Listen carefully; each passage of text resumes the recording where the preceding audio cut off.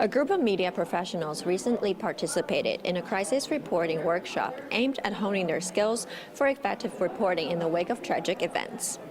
Experts highlighted the necessity for reporters, first responders, and social workers to be well prepared for these demanding challenges.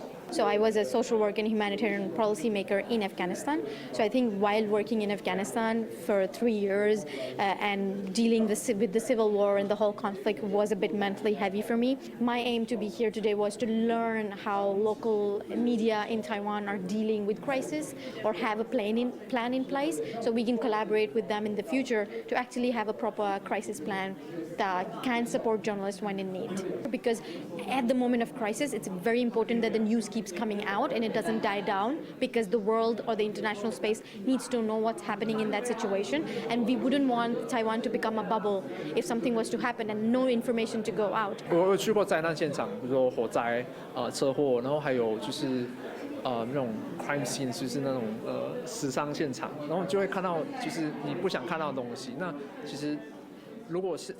I have been to disaster scenes like fires, car accidents, crimes, deaths, and injuries.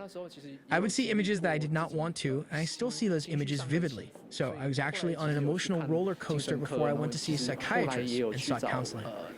諮商師去接受諮商的。平常在台湾啊，都会觉得说，其实采访的地方都算蛮安全的。Usually, the places we cover as a reporter in Taiwan are quite safe.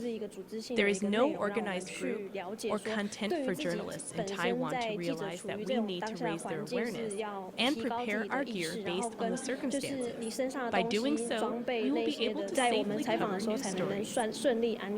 以我摄影记者来讲的话，我一定是拿。As a photojournalist, I would go straight to the front line with a camera without a doubt. But in fact, through this workshop, we learned that we had to be prepared, such as wearing protective gear and helmets or bringing some emergency food. This workshop will be instrumental in their future career, allowing them to better anticipate and conduct their coverage in difficult times. We must address these issues and learn to respond to crisis as a team.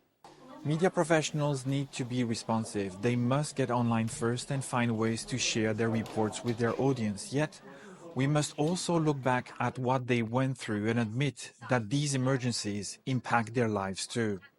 During periods of global uncertainty, the commitment and responsibility of journalists toward delivering well-informed news become paramount. These workshops play a vital role in preparing journalists and first responders, enabling them to tackle challenging situations with greater resilience and a focus on self-care. This is Isabel Wang for TVBS World Taiwan.